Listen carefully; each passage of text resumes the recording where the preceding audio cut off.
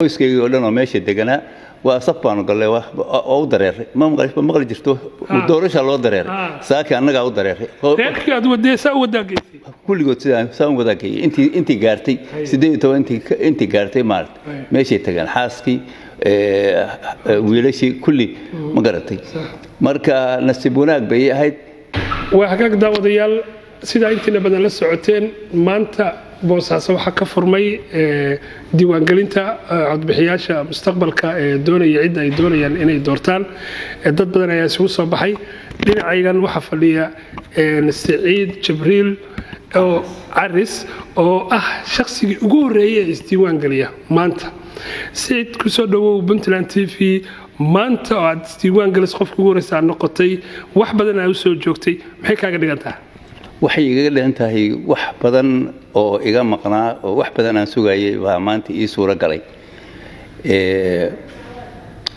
waxaan ahay nin u soo joogay doorashadii 67 halka mar waa codeeyay ka bacdi way iga buuxsantay waxa dhacday iyadoo aanu ka samiray ayaa 1998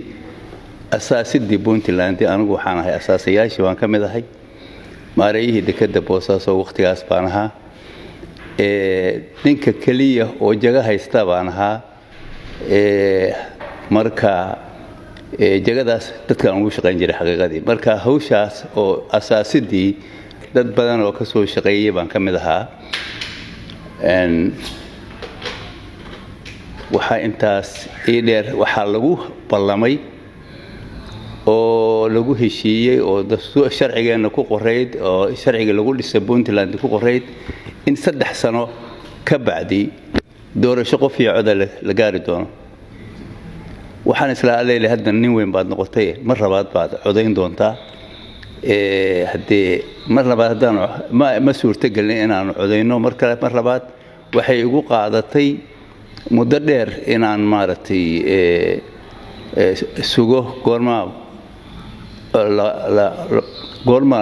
dib loo soo noqon doonaa oo qof iyo cod ay arintu gaari doontaa xaqiiqadii rag laga xishooday baa hadba maamulanaya bahasha say rabaan ka dhiganayay mar sanad ku darso mar maartay marba si yeelayay arintii lagu ballamay oo dastuurka sharciga ku qorayd Puntland faraha balaga qaad nasiib wanaag 22 sano bay ugu qaadatay inaan dib u sugo inaan markii labaad codeeyo waxa weeye 55 sano bay gaartay intii aan sugayay doorasho aan maartay anigu aan doorto oo aan codkayga bal aan iraaho markaan codkaaga si fiican u dhiibo way Saciid maadaama aad hore u soo codaysay laakiin fursaduhu ay sidaan ay ka duwanaayeen bal xilliga codaysay iyo sidii waxay haayeen bal dadka way aragnimadaada la wadaag aan la wadaago waqtigaas horta xamar baan joognay waxa jiray xisbiya jiray waxay ahayd 1967 bay ahayd xisbiyo ilaa 100 gaaraya baa jiray meesha halkaan anaga maartay wax yar 9 iyo maaqan 12 waxay inagu nahay mid walba maartay wuxuu haystay xornimadiisa uu ku hadlo campaign ku sameeyo dadkuna waxay ahaayeen xor nin walba xisbigu rabo ayuu ku biiri jiray oo markaas u diyaar garoobay inuu codkiisa siiyo marka hadda hadii waxa weeye anigu saakato jarmaadadeedii waxa u sababaha ama laga noqdaa baan intaan laga ka gaarsiibay intaan laga noqon ka gaarsiibay ahayd marka fursad qaali ahayd marka way xisaabtantahay hadda wali kaarka ma qaadan kaarka waxa la yiri oo lagu diyaarinay diiwaangelintii adiga nasiib waxaad u yeelatay meesha seejadaadu waxay ka soo horjeeday gurigaaga marka fursadaas isku heshay iyo adigoo muddo raadinayay inaad isdiiwaangeliso waa sidaas weeye ma aniga kaliya ma aha qoyskayga oo dhan oo meesha deganaa waa saf baanu gallay oo u dareeray ma maqli jirto doorasha loo dareeray saaki annaga u dareeray reerkii aad wadaysa u wadaagaysi kulligood sidaan wadaagay intii gaartay 18 intii gaartay maarta meeshay tagaan xaaskii wiilashii kulli ma garatay marka nasiib wanaag bay ahayd mana iga fogeyn oo waxay ahayd meel ii jirta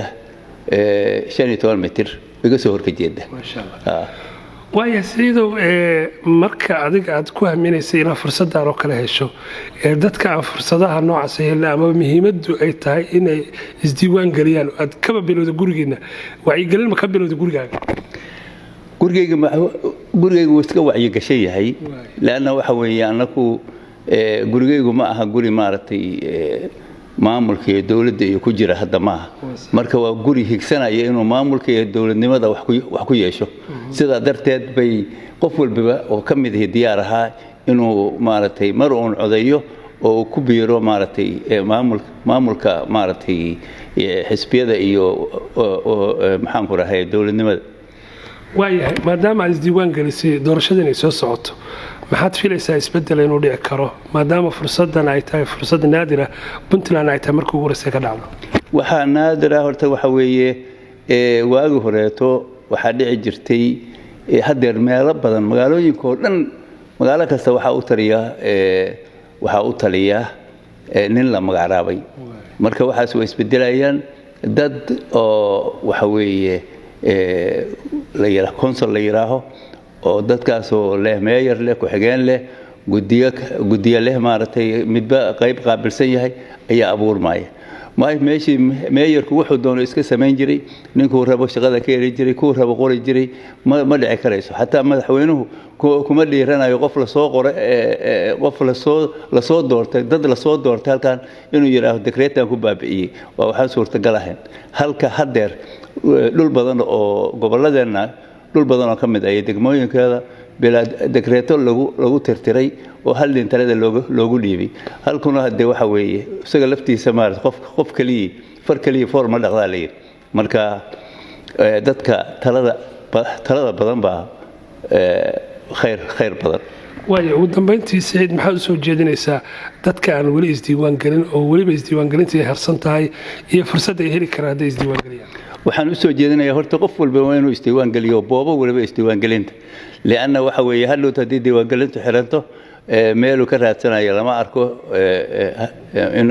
inuu isdiiwaan galiyo haddii uu isdiiwaan galiyo ciduu diidaya ay jirto ciduusan diidayn baa jirto ciduu rabu dooranaya marka waxa weeye ma aha in uu yiraaho isdiiwaan galin maayo barkiya waxa weeye maxaan ku raahayay waa layga shubanayay waa layga xoogayay codkaaga adiga iska leh cidda aad rabtid baa siinaysa aad baa mahadsantahay